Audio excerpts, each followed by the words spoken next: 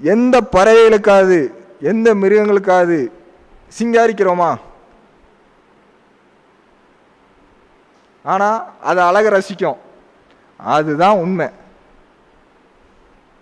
அதுக்காக நீங்கள் உங்களை வந்து நான் குறைவாக நான் சொல்லலை. ஏன்னா நம்ம சிங்காரம்ங்கிறது வந்து வேற ஒரு விஷயம் இருக்குது. அந்த விஷயத்தையும் நீங்கள் எடுத்து ஆராய்ஞ்சு பாருங்கன்னு நான் சொல்கிறேன். சரியா? வெறுமனையாக நம்ம அந்த உடைக்கு காட்டுற முக்கியத்துவம் வந்து நம்ம உடலுக்கு நம்ம காட்டுவதில்லை. எப்படி நம்மளுடைய சிங்காரத்துக்கு இன்னொரு பேர் இருக்குது தெரியுமா?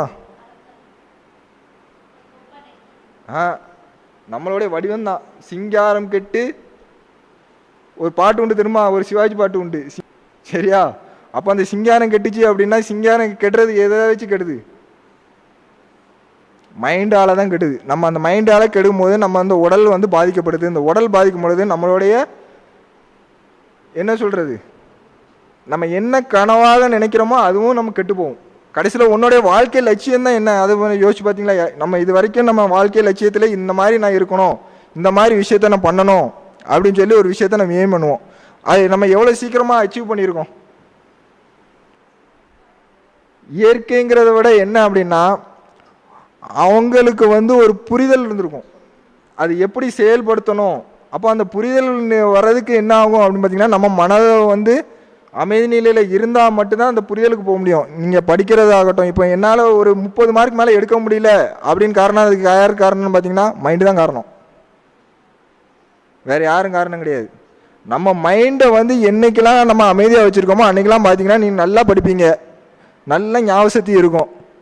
அதே இது நீங்கள் விட்டுட்டீங்க அப்படின்னா படித்த பாடமும் இங்கே ஞாபகம் இருக்காது. அடுத்தால நம்ம பரீட்சையிலையும் நம்ம கோட்டையை விட்டுருவோம். இந்த இதுதான் இதுக்குள்ள விஷயம். ஆனந்தமய கோஷம்.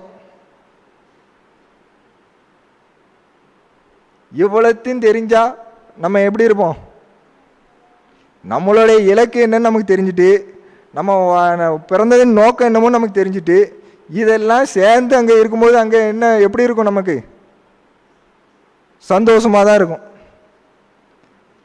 நம்ம என்ன பண்ண போகிறது இல்லை, எந்த காரணத்துக்கு கொண்டும் வருத்தப்பட்டு உட்கார போகிறது இல்லை.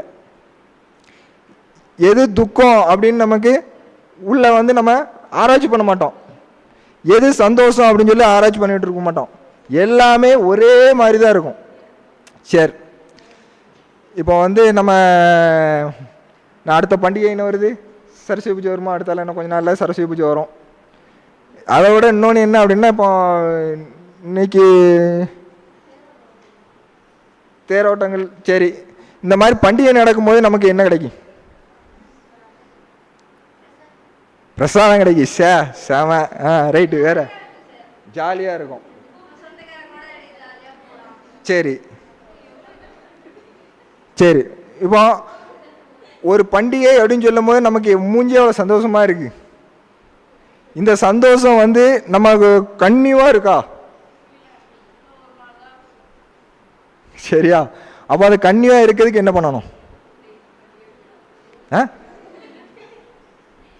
டெய்லி பண்டிகை வைக்கணுமா? சரி, டெய்லி பண்டிகையா நம்ம கொண்டாடணும், அதுதான் முக்கியம். டெய்லி பண்டிகை வைக்கக்கூடாது, நம்ம டெய்லி பண்டிகையா கொண்டாடணும். சரியா?